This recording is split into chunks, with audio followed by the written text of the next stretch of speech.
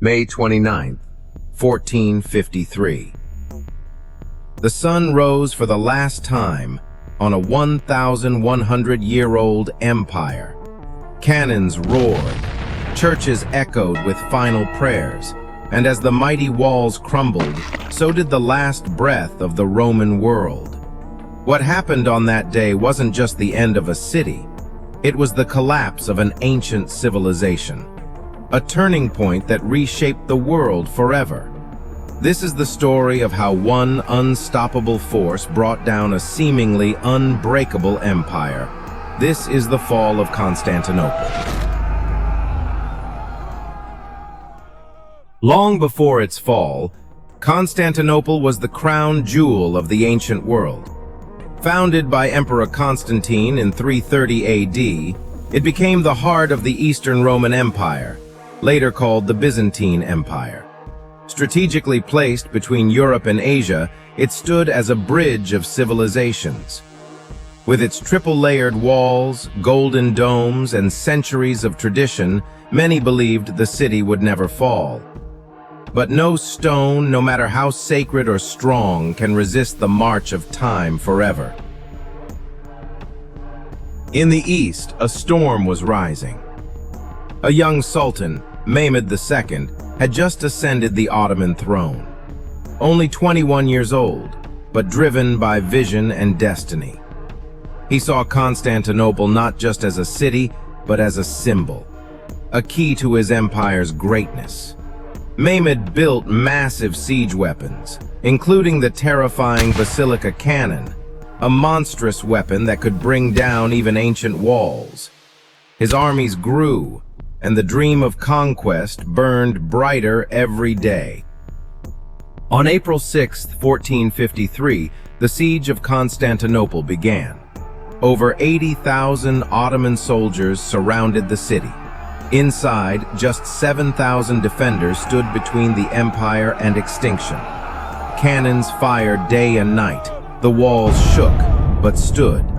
Inside, the people prayed. Emperor Constantine XI rallied his soldiers and refused to surrender. "Better to die on our feet than live under the shadow of conquest," he said. May 29th, the final assault began before dawn. Mehmed unleashed everything. Thousands of soldiers stormed the walls, the sky filled with fire and steel. Constantine fought in the streets, sword in hand. But amidst the chaos, a small gate, the Kerka Porta, was left open. Ottoman forces poured in. The city's fate was sealed. Constantine, the last Byzantine emperor, vanished in the carnage, his body never found. By morning, Constantinople was lost. Ottoman banners flew above the walls. Soldiers swarmed the streets. In Hagia Sophia, the people had gathered to pray, but now it echoed with a different sound. The call to Islamic prayer. The Roman Empire, which had lasted more than 1,000 years, was gone. The city would now be known by a new name, Istanbul. The fall of Constantinople sent shockwaves across Europe. Greek scholars fled west, carrying ancient knowledge. Their arrival helped ignite a cultural explosion, the Renaissance. Trade routes shifted. Fortresses were redesigned. The Ottoman Empire had risen, and the world would never be the same. Today, Istanbul still echoes with the footsteps of empires, and the fall of Constantinople remains one of the most powerful moments in human history. As the dust settled over the broken walls of Constantinople, the centuries-old city stood in stunned silence. Fires still smoldered in the streets. Broken gates, shattered stone, and collapsed towers whispered the story of a city that had finally fallen after holding firm for more than 1,000 years. But this was not the end. It was a beginning. Sultan Mehmed II, just 21 years old, entered the city not as a conqueror driven by vengeance, but as a ruler with a vision. He saw its value not just in stone and soil, but in its position, at the crossroads of Europe and Asia.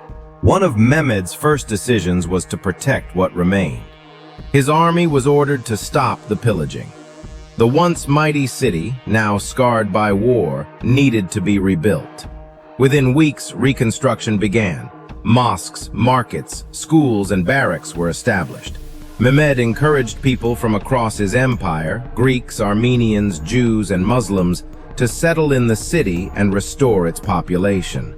A city that had once stood at the center of the Christian world was now being transformed into the capital of a vast, multi-ethnic empire.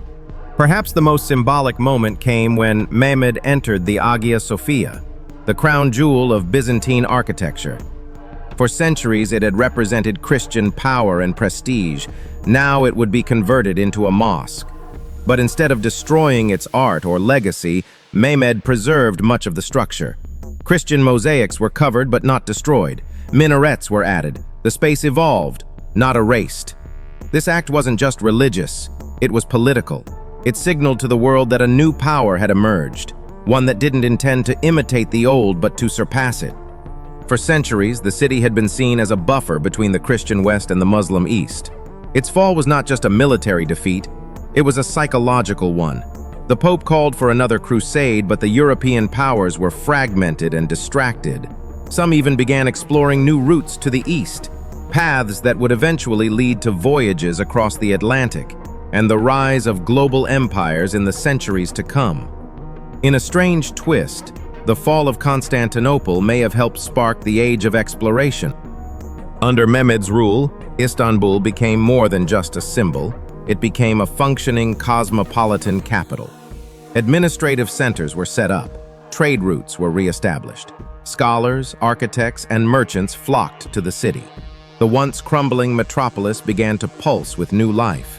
In time, it would become one of the largest cities in the world, a center of power, culture, and diplomacy for centuries to follow. The Byzantine Empire had finally come to an end, after more than 1,100 years.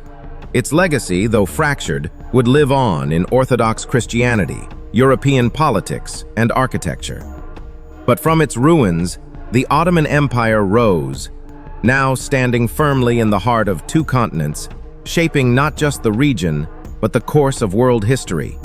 Istanbul would stand at the center of that story, not as a trophy, but as a living, breathing capital. New buildings rose alongside ancient ruins. The city's identity shifted.